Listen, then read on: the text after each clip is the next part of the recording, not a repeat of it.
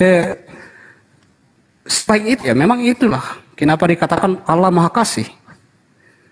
Ya, mahanya itu karena manusia yang hanya ciptaan, dia rela datang mengambil wujudnya untuk menyatakan kasihnya itu. Makanya kalau apalagi yang di atas kasih, kalau seorang presiden mau menjadi seorang, bergaul dengan orang-orang yang ada di pemukiman kumuh, itu masih biasa-biasa, Bang, karena sesama manusia. Tetapi kalau sang pencipta yang nusul bergaul dengan manusia, itu baru namanya Maha Kasih. Ya, saya kira itu, Bang. Oke. Ya, sekali lagi saya katakan, Anda membuat karikatur itu sendiri, jadi semuanya tidak rasional kemudian. Tadi Anda mengakal-akali tentang Matius 7, tapi tidak apa-apa, itu hak Anda untuk berbicara. Tapi tolong setelah ini Anda renungkan baik-baik. Anda pelajari baik-baik Bible itu. Dan Anda renungkan baik-baik. Apakah Tuhan... Ini kita TikTok aja dulu. Saya jelaskan dulu, Bang. Kenapa saya katakan mengacu pada niat orang itu dalam menyebut Tuhan? Karena di ayat sebelumnya, makanya saya baca ayat sebelumnya itu mengatakan buah yang baik akan menghasilkan buah yang... pohon yang baik akan menghasilkan buah yang baik. Artinya niat yang baik di dalam diri orang itu dalam menyebut Yesus yang menjadi dasar orang itu diterima. Ya, oh enggak, salah. Di situ diterangkan, Anda sendiri telah membacanya. Dari buahnya engkau mengenal mereka. Dari ajarannya. Bukan setiap orang yang memanggil aku kurios akan masuk ke dalam kerajaan surga. Ini poinnya nih. Melainkan dia yang melakukan kehendak Bapakku yang ada di surga. Itu poinnya. Sekarang Anda menyembah Yesus atas kehendak siapa? Jujur. Kali ini saya minta Anda jujur. Anda menyembah Yesus atas kehendak siapa? Kehendak Bapa. Tunjukkan dalilnya. Ya, nanti saya cari dalilnya. Ya, silakan saya akan cari dalil. Anda melakukan satu prosesi keagamaan menyembah Yesus tanpa tahu perintahnya. Di usia saudara yang sekarang ini menerima ajaran nyembah Yesus selama 2000 tahun nyembah Yesus, Kristen itu tak ada perintah rupanya. Sampai-sampai dalil yang lain Anda hafal, tapi dalil yang sangat fundamental, pondasi daripada keselamatan Anda nggak ada. Melainkan dia yang melakukan kehendak Bapakku yang ada di surga. Mana kehendak Bapa agar manusia menyembah kepada Yesus? Harus ada dong. Sebagaimana Bapa mengatakan kehendaknya, jangan ada ilah lain di hadapanku. Aku adalah ilah yang pencemburu. Hanya kepadaku sajalah engkau berbakti, dan seterusnya. Bunuhlah orang ketika ada orang yang mengajak engkau menyembah kepada ilah lain. Bunuh sekampung. Tanganmu sendirilah yang harus melontari kepalanya dengan batu sampai mati. Kalau ada yang mengajak engkau menyembah kepada ilah lain selain daripada aku. Nah sekarang Kristen muncul di mana orang Yahudi tidak pernah ada dalam bayangan mimpi mereka sekalipun menyembah anak yang mereka katakan anak hasil zina. Menyembah anak yang lahir tanpa ayah. Tak ada dalam pikiran mereka. Karena orang Yahudi, Tuhan itu laisa kamitslihi syai'. Yeremia 10 nomor 6. Tuhan tidak serupa dengan manusia. Bilangan 23 nomor 19. Tuhan bukan manusia dan bukan anak manusia. Yesus manusia dan anak manusia. Sementara yang diusir ini dari buahnya kita bisa melihat. Yaitu siapa? Mereka yang memanggil Yesus Tuhan, bermujizat, mengusir setan, lalu kemudian bernubuat pakai nama Yesus. Tetapi amalan-amalan prosesi agamanya tidak sesuai dengan kehendak Bapa. Satu, tak ada kehendak Bapa sembahlah Yesus. Tak ada kehendak Bapa ibadahlah hari Minggu. Tak ada kehendak Bapa Natalan. Tak ada kehendak Bapa memperingati kelahiran Yesus, memperingati kenaikan Yesus. Tak ada kehendak Bapa makan babi. Tak ada kehendak Bapa membatalkan hukum-hukum Taurat. Tak ada kehendak Bapa merasulkan Paulus. Tak ada kehendak Bapa menjadikan perjanjian baru sebagai pengganti perjanjian lama. Tak ada. Jadi bukan kehendak Bapa yang menjadikan Anda mempertuhankan Yesus. Maka kembali kepada saudara, siap-siap untuk diusir. Saya hanya memperingatkan. Kami umat Islam hanya datang membawa peringatan saja. Yang mau mengikuti silakan, yang tidak mau mengikuti silakan. Toh iman kami tidak akan rusak, karena kami percaya Yesus yang kami imani sebagai Nabi Isa alaihissalam adalah Nabi suci yang datang ke tengah-tengah Bani Israel untuk mengajak Bani Israel kembali kepada jalan Tuhan yang betul. Demikian.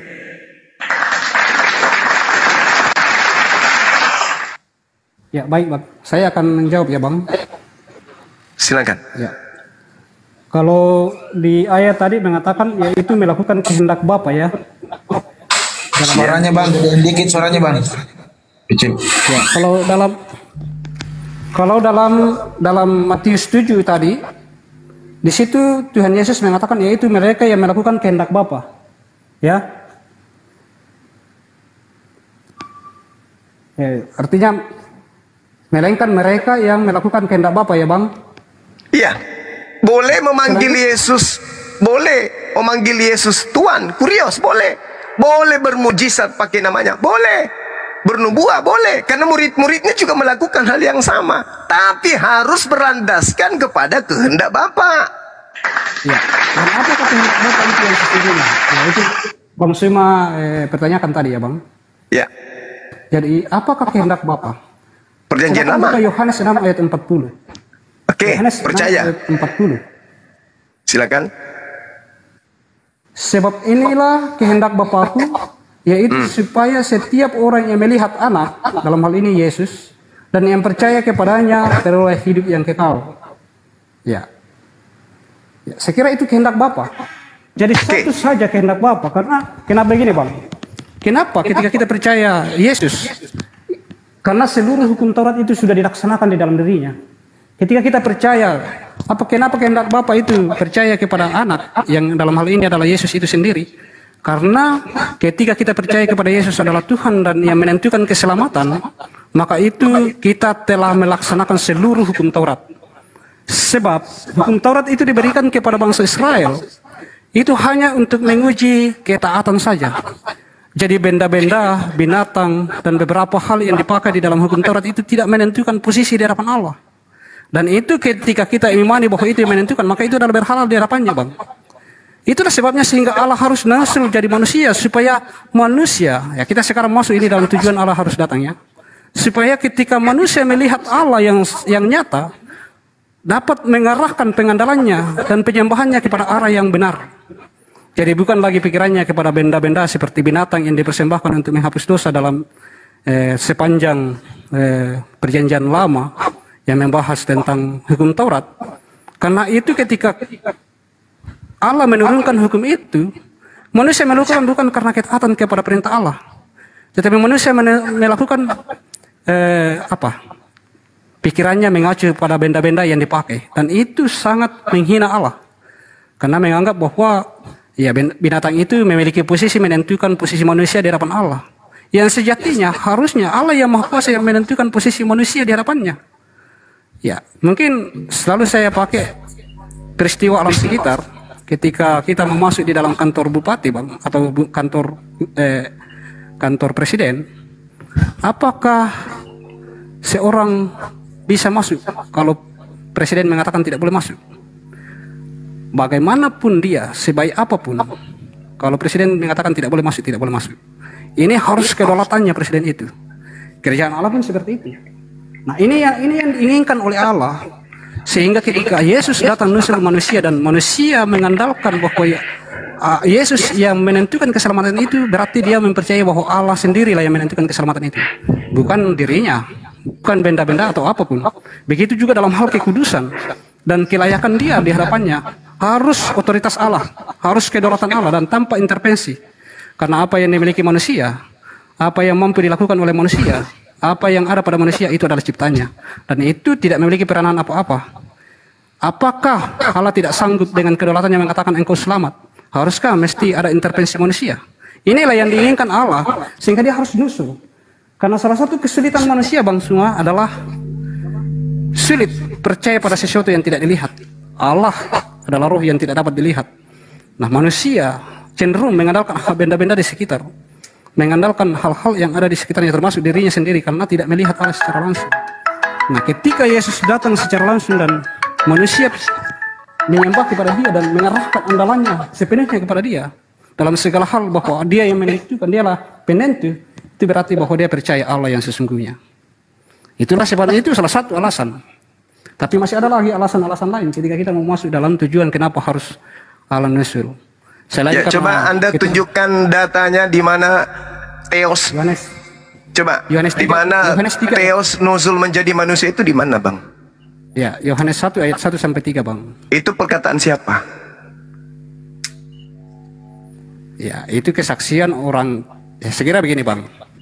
Kalau saya mengatakan saya adalah seorang raja, apakah Bang Suma akan percaya? Saya minta siapa yang mengatakan itu, nggak usah pakai khotbah gereja. Ya. Saya jelaskan dulu ya. Anda kan cuma omong kosong dari tadi. Saya jelaskan dulu. Sabar. Anda menjawab, tapi saya tidak mau dibodoh-bodohi dengan jawaban anak TK seperti Anda. Jadi gini, Bung. Silakan, Bang. Sebab aku turun dari surga bukan untuk melakukan kehendakku, tetapi untuk melakukan kehendak siapa? Kehendak siapa? Kehendak Dia yang mengutus aku. Orang waras ini udah tahu ini. Tapi Anda tetap kekeh mempertahankan iman Anda, nggak apa-apa. Lantas Anda kemudian membaca nomor 40. Sebab inilah kehendak Dia yang telah mengutus aku, yaitu supaya semua yang diberikannya kepadaku jangan ada yang hilang, tetapi supaya kubangkitkan pada akhir zaman. Inilah kehendak Bapakku, yaitu supaya setiap orang yang melihat anak. Sekarang orang Kristen mana yang melihat Yesus? Anda harus belajar lebih dalam lagi. Tanggalkan doktrin dulu, supaya Anda itu tidak melempem dalam iman kepercayaan saudara. Yesus dalam Yohanes 6 itu, kalau Anda baca, itu Yesus sedang berbicara dengan orang-orang Yahudi.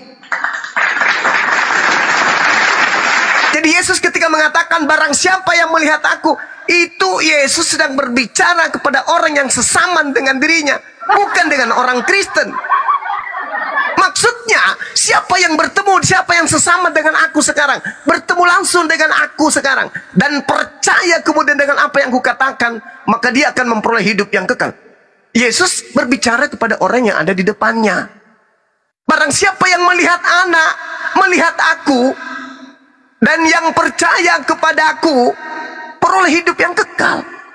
Bukan berarti Kristen. Ini Yesus sedang berbicara kepada orang Yahudi. Makanya Yesus selalu mengatakan, masih ada juga dombaku di luar kandang, di luar aule, di luar daripada Yerusalem tempat mengajarku sekarang ini. Siapa mereka? Keturunan Yakub. Jadi ketika Anda mengatakan, baca di dalam Yohanes 6, kehendak Bapa, nomor 41. Ayo, nomor 40, mari kita baca. Inilah kehendak Bapakku, yaitu supaya setiap orang yang melihat aku. Kristen di mana melihat Yesus?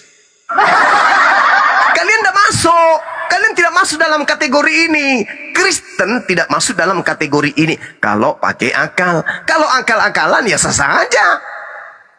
Bukan untuk melakukan kehendakku, tetapi untuk melakukan kehendak Bapa, Tuhan yang telah mengutus aku.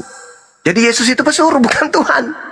Aku datang bukan atas kehendakku, aku datang atas kehendak Dia yang telah mengutus aku. Dan inilah kehendak Dia yang telah mengutus aku, yaitu supaya setiap dari semua orang yang diberikan kepadaku, jangan ada yang hilang. Ya. Sebab inilah kehendak Bapakku, yaitu supaya setiap orang yang melihat aku. Kan di sana tempat Yesus mengajar ada dua kelompok. Yang pertama, orang yang menolak Yesus, melihat Yesus. Yang kedua, orang yang melihat Yesus tapi menolak. Kita, Anda dan saya tidak termasuk. Jadi yang melihat Yesus pada masa itu ada dua kelompok. Kelompok pertama menerima Yesus, kelompok yang kedua tidak menerima Yesus tapi melihat. Makanya Yesus mengatakan, siapa yang melihat anak dan percaya kepadanya beroleh hidup yang kekal, supaya aku membangkitkannya pada akhir zaman. Jadi kita nggak masuk dalam kelompok ini karena kita tidak melihat Yesus. Kalaupun hari ini Anda mengaku saya pernah melihat, itu Yesus palsu. Jadi yang dimaksud di sini adalah sesamaan Dia. Makanya Dia mengatakan, aku diutus hanya kepada domba yang sesat dari umat Israel yang melihat aku. Makanya Dia pesan bagi Bani Israel yang tidak melihat Dia. Yesus berpesan kepada ke-12 muridnya, Matius 10 nomor 5 nomor 6. Pergilah, jangan kau ke bangsa lain, jangan ke bangsa lain, jangan ke bangsa Indonesia, jangan ke bangsa yang lain, tetapi pergilah kepada bangsa muridku, yaitu umat Israel. Matius 10 nomor 5 nomor 6. Anda sekarang mengusung kemudian iman Anda, oke saja, gak apa-apa. Tapi Tapi bagi saya itu hanya lelucon. Karena tadi Anda sudah mengiyakan siapa yang menerima Yesus sebagai Tuhan tidak menerimanya sebagai manusia, maka dia adalah antikristus. Lalu kemudian alasan-alasan Anda, tujuan Tuhan datang ke bumi untuk menjadi manusia adalah kasih. Tidak masuk akal. Tidak masuk akal. Sama sekali tidak masuk akal. Karena bertentangan dengan ajaran Yesus. Yang Anda usung adalah ajaran Kristen, ajaran gereja. Sementara Yesus tidak mengajarkan seperti itu. Kata Yesus, hidup kekal itu, Yohanes 17 nomor 3, adalah mereka mengenal Engkau satu-satunya Tuhan. Tidak boleh dua. Dan mengenal Yesus sebagai utusan. Jadi untuk memperoleh hidup yang kekal, Yesus harus dikenal sebagai apa? Sebagai Tuhan atau sebagai utusan? Kalau Anda mengatakan sebagai Tuhan, tunjukkan dalil. Kalau saya mengatakan sebagai utusan, maka saya tunjukkan dalil. Yohanes 17 nomor 3. Hidup kekal adalah mengenal Yesus sebagai utusan. Tolong tunjukkan dalil kepada saya. Hidup kekal adalah mengenal Yesus sebagai Tuhan. Di mana dalilnya?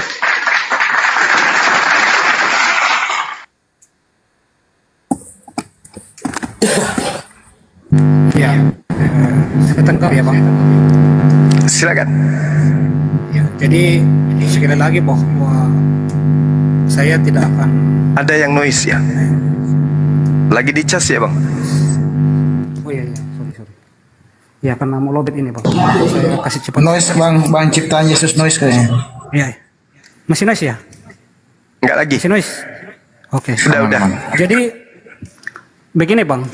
Kristen itu ada setelah Yesus terangkat ke surga. Karena Kristen itu dibentuk oleh murid untuk menggabungkan diri dalam komunitas yang percaya kepada Yesus. Tetapi perlu kita ketahui bahwa Yesus datang bukan untuk orang Kristen saja. Karena orang Kristen belum tentu pengikut Yesus. Tapi pengikut Yesus sudah pasti Kristen. Ini yang perlu kita pahami Bang. Jadi memang betul saya setuju. Ketika Bang Suma mengatakan bahwa tidak semua orang Kristen, memang betul. Tetapi orang yang percaya kepada Yesus otomatis sudah disebut Kristen.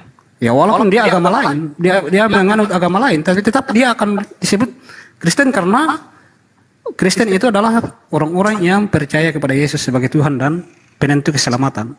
Itu yang pertama. Tetapi kalau yang kedua, ketika kita belajar daripada sejarah Nabi Abraham, ada dua anaknya, yaitu Ismail dan Ishak. Dan kita ini kan di luar Israel, keturunan Ismail Bang. Saya Bang Suma adalah keturunan Ismail secara darah daging Bang. Ya. Dan salah satu janji yang diberikan oleh Allah kepada Nabi Ibrahim adalah menerima upah yang besar, yaitu keselamatan dari Allah. Dan inilah Yesus. Dan kedua anak ini berhak menerima kedua janji itu. Kalau kita mau pakai bukti-bukti Bang, ketika nenek moyang kita Ismail itu disunat, itu adalah tanda bahwa dia juga menerima perjanjian itu. Dan ketika nenek moyang kita itu diusir dari rumah Abraham, malaikat Tuhan datang menemui di padang paran, menyuruhnya kembali untuk tetap di rumah Abraham. Kenapa? Karena ada yang mengatakan satu orang bertobat di dalam rumah, semua orang diselamatkan. Sehingga ketika nenek leluhur kita Ismail harus kembali ke rumah Abraham, itu supaya menerima juga anugerah keselamatan itu. Dan itulah Yesus datang. Dan Yesus datang bukan untuk satu golongan saja. Israel, izin dulu Bang Ciptaan. Bang Ciptaan izin dulu. Siapa yang menerima Yesus? Bang Ciptaan bentar dulu. Silakan. Gurunda izin doubling. Saya? Iya antum doubling Gurunda. Silakan Ciptaan, silakan. Ya, jadi siapa yang percaya Yesus itu disebut bangsa Israel yang baru, artinya orang pilihan yang baru. Israel yang sekarang banyak orang yang tidak menerima Yesus, dan itu Israel secara negara, tapi Israel secara rohani yang adalah bangsa pilihan Allah yang rohani adalah orang yang betul-betul menerima Yesus sebagai Tuhan dan yang menentukan keselamatan. Itu Israel yang baru, itu yang disebut di dalam ayat yang Bang Suma katakan tadi. Jadi Yesus itu datang bukan untuk satu golongan seperti orang Kristen saja atau orang Israel saja yang dalam bangsa, dalam negara, tetapi Yesus datang untuk semua umat manusia. Dan ayat dalilnya. Kalau Bang Suma mau cari dalil, cuman sayang sekali Bang, saya minta maaf ini baterai saya lowbat, jadi kalau bisa saya sambil cas, tapi jaringan agak-agak sulit kalau masuk ke dalam rumah sedikit. Ya begitu Bang. Oke, saya luruskan dulu ya. Pernyataan saudara, Yesus datang bukan untuk Kristen saja. Ini pengakuan orang mimpi di siang bolong. Yesus itu tidak pernah datang untuk orang Kristen. Yesus datang untuk orang Yahudi.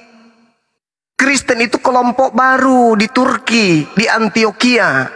Pengikut Paulus. Pengikut Paulus setelah setahun bersama-sama baru disebut Kristen. Kristen itu kelompok asing. Dia pengikut Paulus. Kisah Para Rasul 24 nomor 5. Paulus adalah tokoh dari sekte Kristen. Itu yang Anda harus pahami. Ya, jadi jangan Anda mengatakan Yesus datang bukan untuk orang Kristen saja. Hah? Yesus tidak pernah datang untuk orang Kristen. Yesus datang untuk Bani Israel. Matius 15 nomor 24. Aku datang hanya kepada domba-domba yang sesat dari umat Israel. Kalau Anda mengatakan diri Anda adalah Israel baru, itu bullshit. Itu pepesan kosong, tak ada data. Yang benar adalah Yesaya 52 nomor 1, orang yang tidak bersunat haram hukumnya masuk ke dalam kota Yerusalem, tidak boleh. Bagaimana Anda mau datang ke Yesus? Bagaimana Yesus mau datang ke Anda? Paulus sendiri mengaku di dalam Galatia 2 nomor 8, aku diutus kepada orang-orang yang tidak bersunat. Yesus mengaku diutus kepada orang-orang yang bersunat. Berbeda. Yesus diutus kepada orang yang bersunat. Paulus mengaku aku diutus kepada orang yang tidak bersunat. Berarti Anda pengikut Paulus, bukan pengikut Yesus. Yesus tidak pernah menyebut Kristen. Yesus tidak pernah menyebut agama Anda. Dan Yesus tidak ada sama sekali pengikutnya makan babi, ibadah minggu, nyembah, menuhankan dirinya, menggantikan Elohim. Tak ada. Nah, kemudian terkait dengan keturunan Abraham. Abraham memiliki 2 anak. Yang pertama Nabi Ismail. Nabi Ismail keturunannya mengajarkan dan mengamalkan amalan-amalan dari Tuhan. Dan pengikutnya kemudian keturunannya disebut Islam. Sedangkan Ishak keturunannya disebut Yahudi. Nah, Kristen dari mana? Dari Ishak kagak, dari Ismail kagak. Kristen ini adalah kelompok baru yang berasal dari Barat, berasal dari Roma. Kekaisaran Romawi, kerajaan Romawi yang berkuasa pada saat itu, itulah yang mendirikan agama Kristen, menyembah Yesus. Tidak ada agama dari nabi-nabi yang datang ke atas muka bumi ini mengajarkan menyembah manusia, nggak ada. Nggak ada. Tidak ada juga yang mengajarkan makan babi. Dari Ishak, dari Ismail, haram makan babi. Sementara Anda, agama Anda, makan babi. Anda bukan dari kelompok kami. Yesaya 66. Yesaya 66. Anda baca nomor 5. Nomor 15, 17. 16, 17. Tuhan akan datang dengan nyala apinya, menghardi dengan marahnya. Dia akan membunuh orang banyak, yaitu mereka yang mengikuti orang yang makan babi dan makan tikus serta makanan-makanan yang menjijikkan. Di data nomor 23-nya, Tuhan mengatakan, sabat berganti sabat, bulan berganti bulan.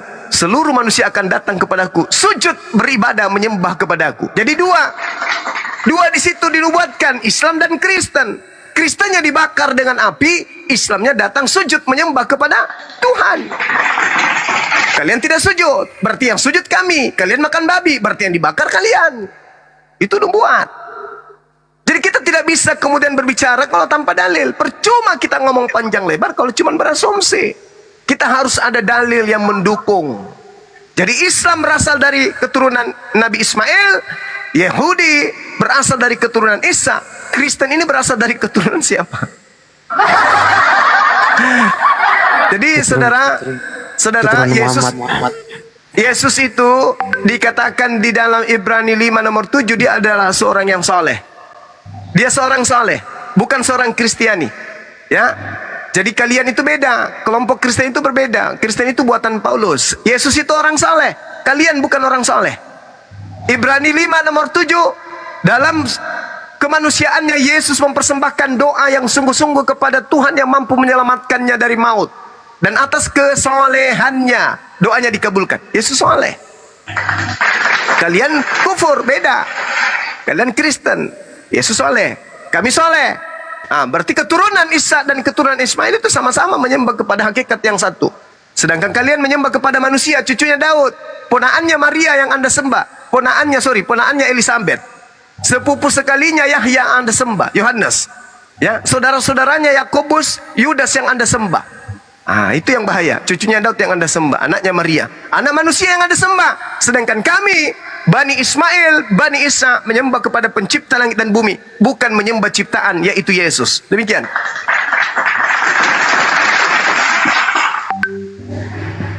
Saya langsung tanggapi ya Bang ya. Iya, silakan.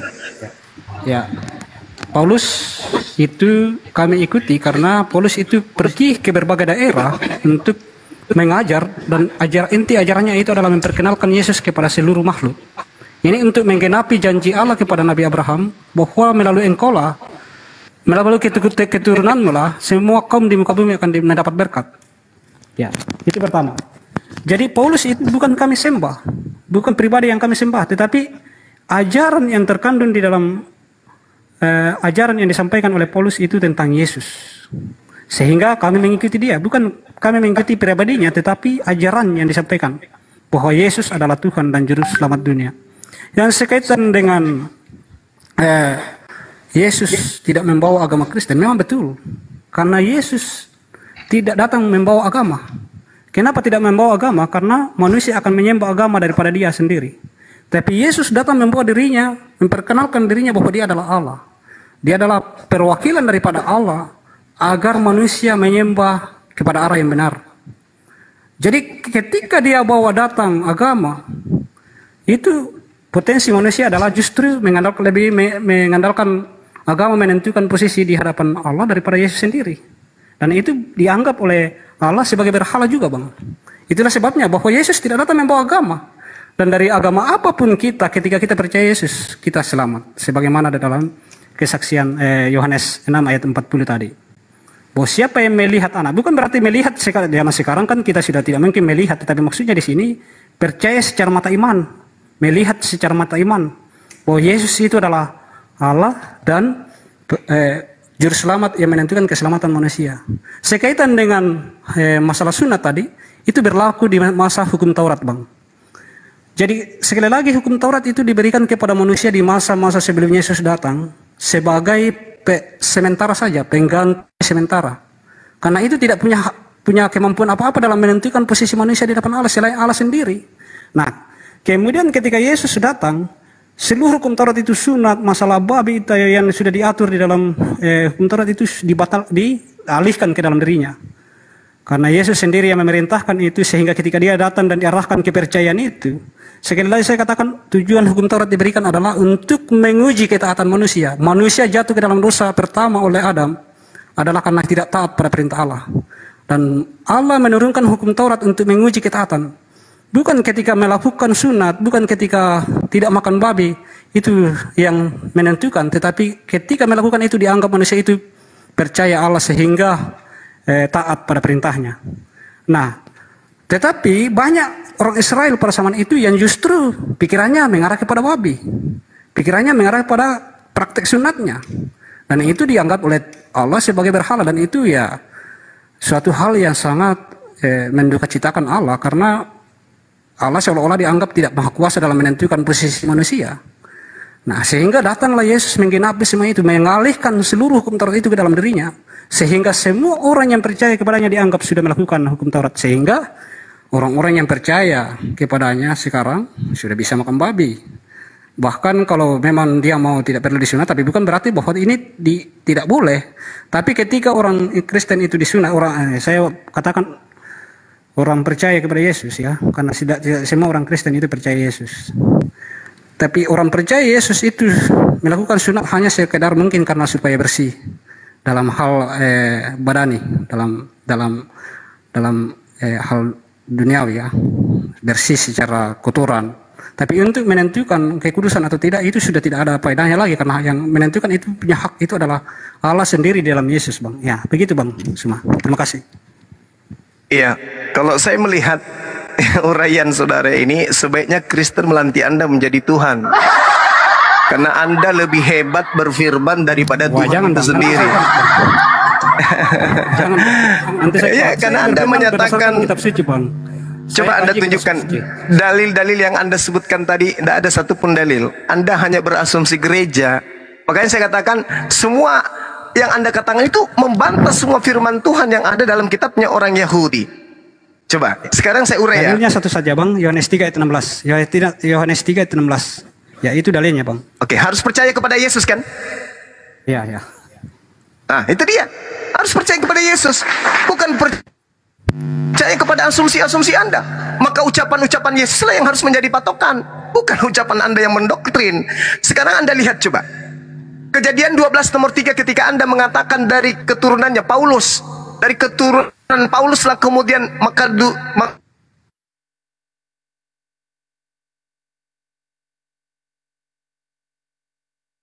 menitipkan hukum. Kejadian 17 nomor 14. Barang siapa yang tidak menyunatkan dirinya, maka bunuhlah dia, karena dia sudah membatalkan perjanjian kekalku. Bagaimana mau berkat? Tuhan bikin marah, berkat. Musuh jadi berkat. Orang yang dimusuhi Tuhan adalah orang yang tidak bersunat. Haram hukumnya. Anda adalah musuh Tuhan. Bahkan Paulus mengatakan dalam Galatia 2 nomor 14, orang yang hidup tidak bersunat adalah orang yang hidup secara kafir. Kata Paulus, Anda itu musuh Tuhan. Ini maksud kemudian membawa berkat itu umat Islam. Mari kita buktikan. Kejadian 12 nomor 3. Apa yang diterangkan di sana? Kejadian 12 nomor 3. Aku akan memberkati orang-orang yang memberkati engkau Abraham, dan mengutuk orang yang mengutuk engkau, dan olehmu semua kaum di muka bumi akan mendapat berkat. Coba, siapa yang ilahnya sibuk memberkati Abraham? Umat Islam.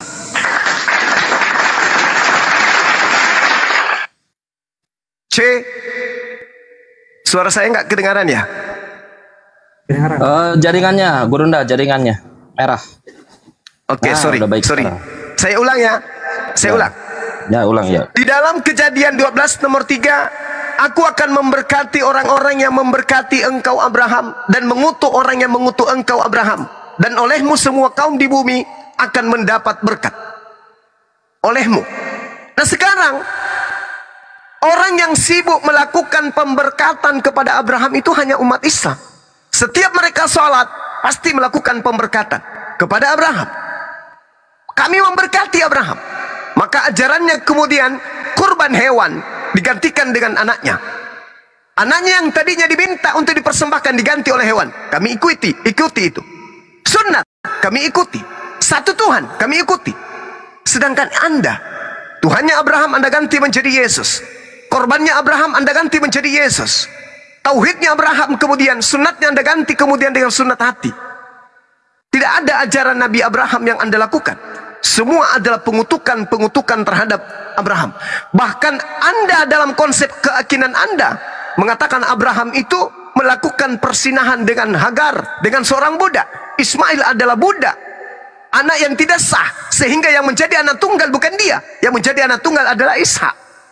Anaknya Abraham Anda anggap sebagai anak budak. Seakan-akan Ismail itu adalah anak dari seorang budak. Seakan-akan Abraham itu budak. Padahal Hagar itu adalah seorang anak dari seorang raja, Fir'aun. Tapi Kristen secara berkelompok diajarkan untuk ditanamkan akidah kepercayaan Abraham punya anak hasil zina, yaitu Ismail. Sehingga Ismail tidak duduk sebagai anak tunggal. Yang anak tunggal adalah Ishak. Itu yang pertama. Jadi Abraham mendapatkan berkat kepada semua orang karena kemudian dia selalu diberkati. Kami umat Islam selalu melakukan pemberkatan.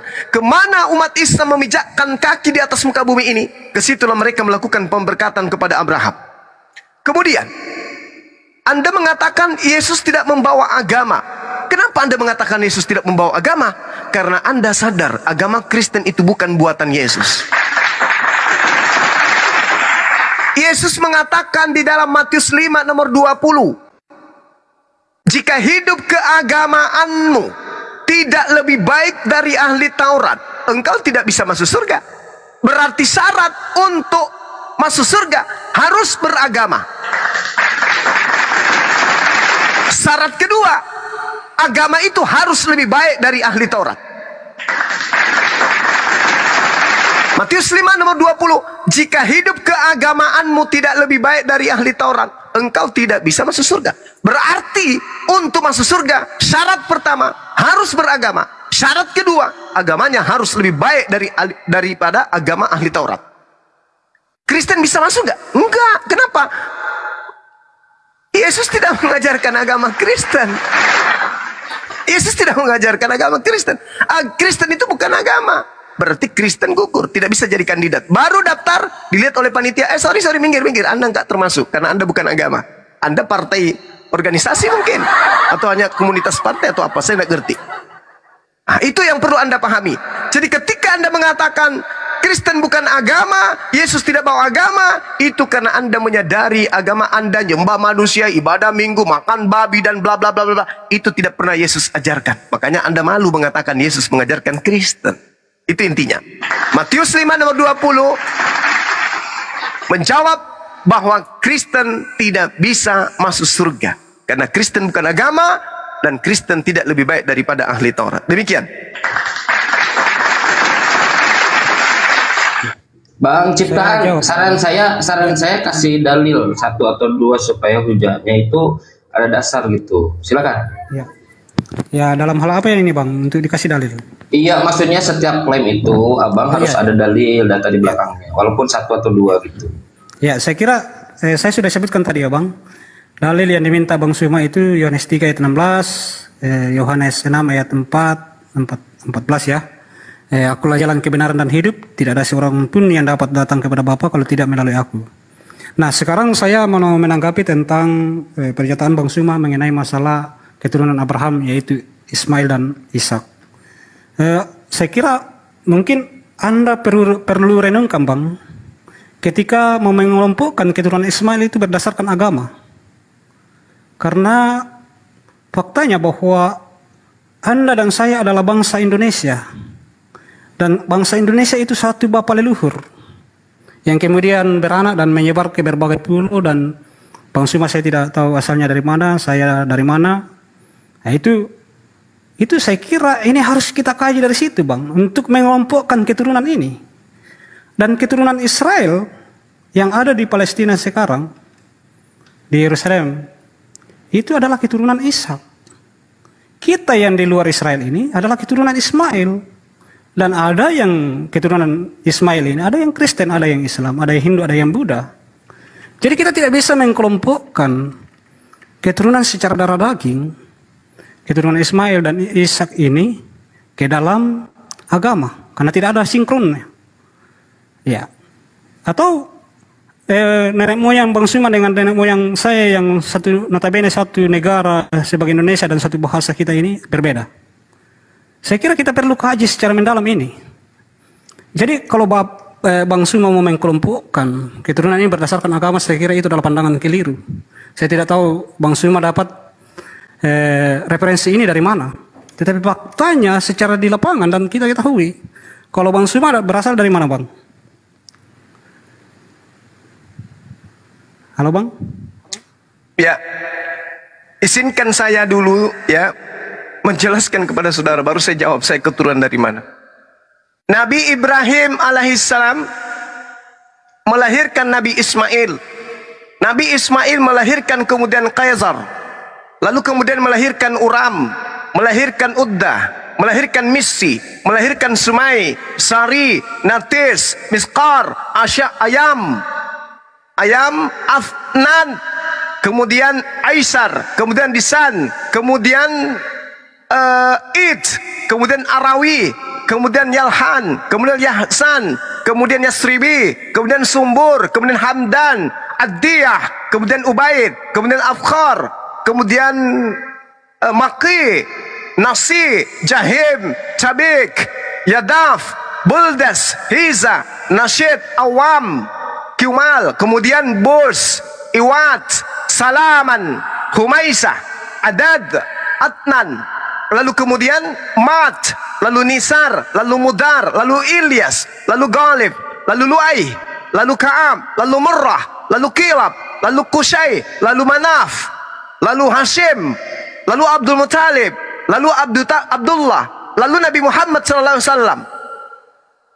Kita kemana ini? Orang Indonesia kemana ini? Nabi Muhammad, lalu kemudian siapa? Labaco, Labedu.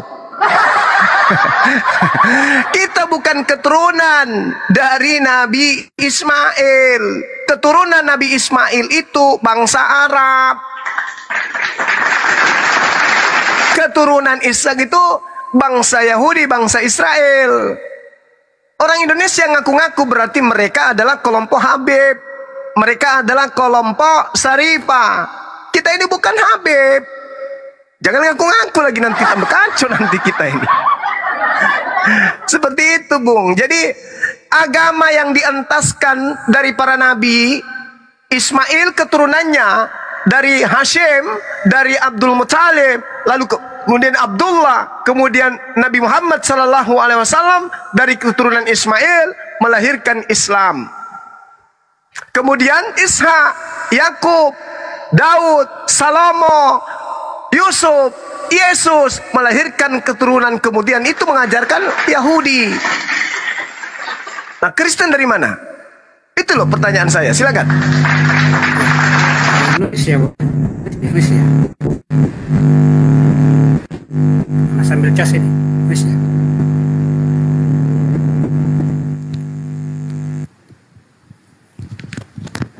Halo Bang. Ya silakan Bang Ciptaan, lanjut.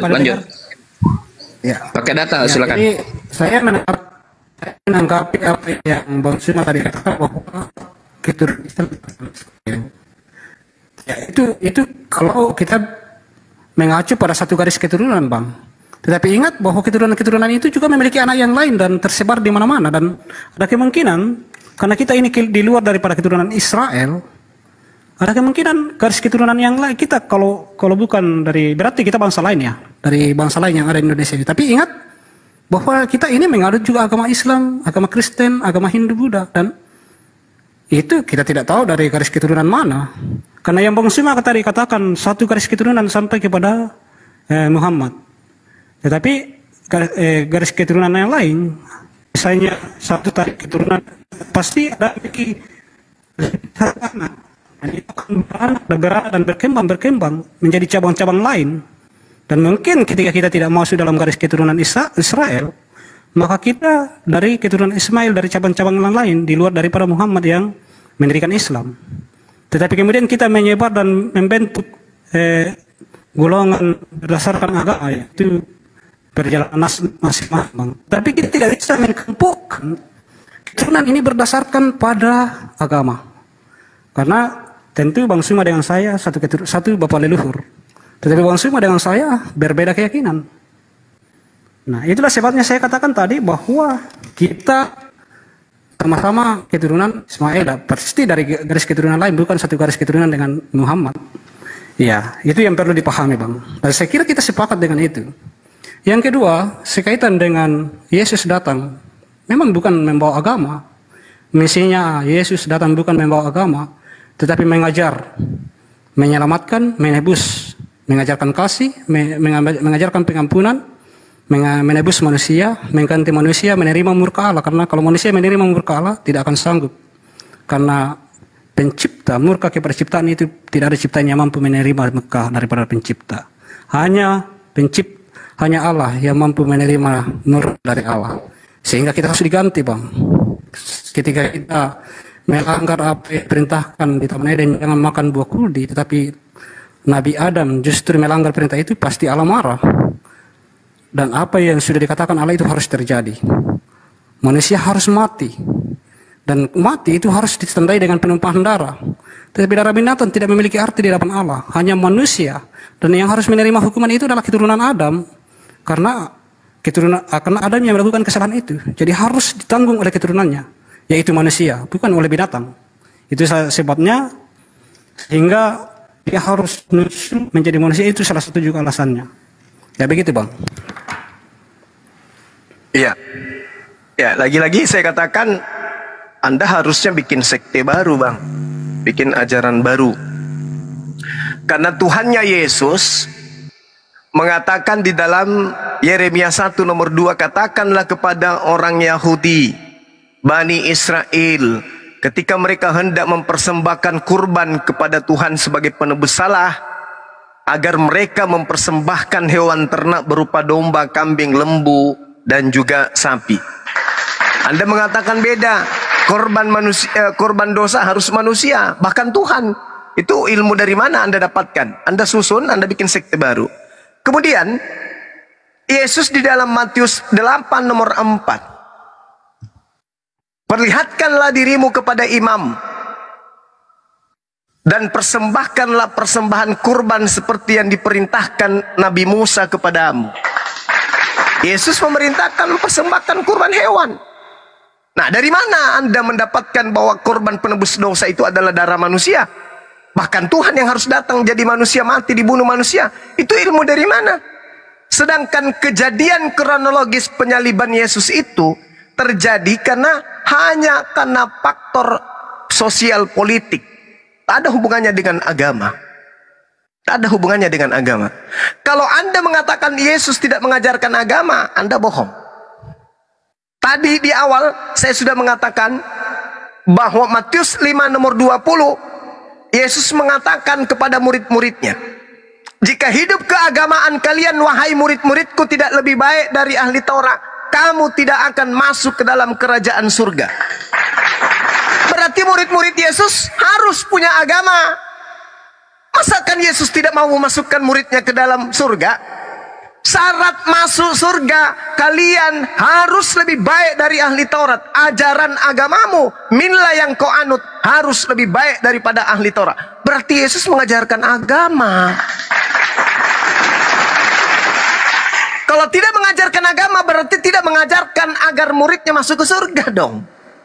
Yesus mengatakan kepada muridnya, jika hidup keagamaanmu, agama yang lebih baik daripada ahli Taurat itu adalah agama yang menjalankan apa yang ada di dalam hukum Taurat, bahkan lebih besar daripada itu. Bukan justru menghilangkan, justru bukan menghapuskan. Jadi Yesus mengajarkan hidup kekal itu, jika agamamu tidak lebih baik dari ahli Taurat, kamu tidak akan masuk ke dalam surga. Maka murid-muridnya berlomba-lomba menjadikan agama mereka lebih baik daripada ahli Taurat. Karena untuk masuk ke dalam surga harus lebih baik dari ahli Taurat. Nah, jadi Anda keliru kalau Yesus tidak mengajarkan sebuah agama. Kemudian saya rasa kita tidak perlu terlalu panjang lagi ya, karena Anda semakin ngawur kemana-mana. Tujuan Tuhan datang adalah untuk nebus dosa. Tak ada dosa waris, itu nggak ada. Yang ada bohong waris. Yang Adam wariskan itu adalah ilmu pengetahuan baik dan jahat. Itu adalah sesuatu karunia yang Tuhan berikan melalui Nabi Adam alaihissalam. Bukan malah mewariskan dosa. Itu kebohongan itu bohong waris. Kebohongan yang diwariskan oleh gereja. Tak ada itu dosa waris. Tak ada. Dalilnya Anda cari di kitabnya orang Yahudi.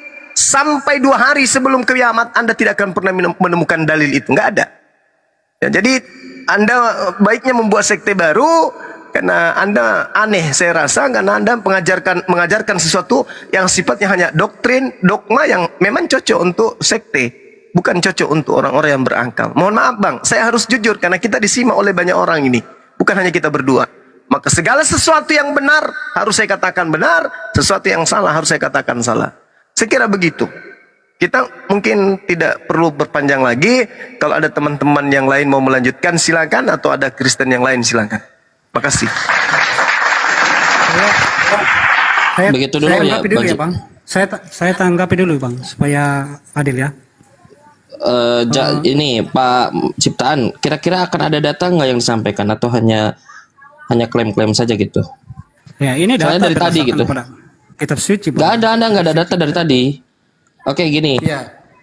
Ya, atau ya silakan jangan lama-lama ya supaya kita ada adil di situ. Silakan. Jadi, jangan lama-lama. Assalamualaikum Gunda. Ya masalah. Kang Chan, jadi gini, jadi mungkin habis daripada ciptaan ini yang namanya ciptaan nanti bisa digantiin sama Kristen lain gitu.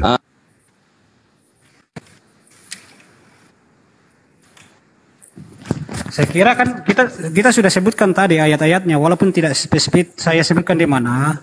Saya sudah sebutkan. Anda narasi aja. Anda closing aja ya. Closing aja dulu. Silakan. Ya, tidak apa-apa kalau memang itu. Saya kira apapun yang disampaikan Bang Suma saya hargai karena itu adalah iman Bang Suma. Itu data, bukan iman, Bang. Bukan Anda yang tadi bawa iman. Dia juga tidak menyebutkan ayatnya di mana. Coba tunjukkan dalil dosa waris dari Yesus tadi. Mana? Mana? Yesus ngajarin dosa waris mana? Oleh satu orang. Sekarang saya mau tanya, Bang. Itu Roma 5:12, bukan Yesus yang ngomong itu.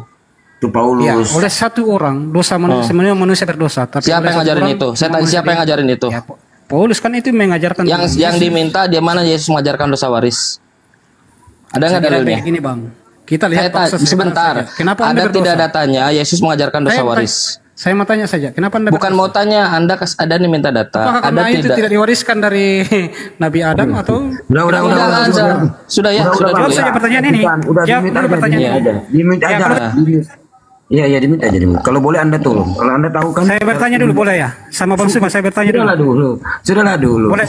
Satu pertanyaan saja Bang Ising. Sudahlah dulu. Karena dari Gunda Suma nanti Kristen lain mungkin bisa ada data, silakan. Kebetulan saya bercakap dengan Bang Suma ini, saya mau coba tanya beliau dulu kalau beliau masih mau tanggapi. Oh iya betul. Karena dari tadi Anda kan cuma nggak bawa data. Bisa dia mau nanya satu gimana? Iya, Anda kan dari tadi nggak bisa tunjukkan. Iya, silakan. Ya, Kita hargai semangat beliau, silakan. Iya, silakan. Oke. Begini, Bang. Ya, mungkin silakan. Berikan saya kesempatan untuk bertanya. Di dalam iman Islam percaya bahwa yang menyelamatkan itu adalah amal ibadah dan perbuatan baik, ya, Bang? Ya. Jadi dikunci ya. Siap 86. Oh, ya. Sekarang saya mau bertanya, ketika saya banyak amal, banyak perbuatan baik, masih adakah haknya Allah untuk menentukan saya tidak selamat? Masih? Berarti, dan kedua, apakah ini tidak mengatur, berkesan bahwa kita mengatur Allah ketika kita mempergunakan perbuatan baik untuk menentukan keselamatan? Itu saja pertanyaan saya. Oke, baik.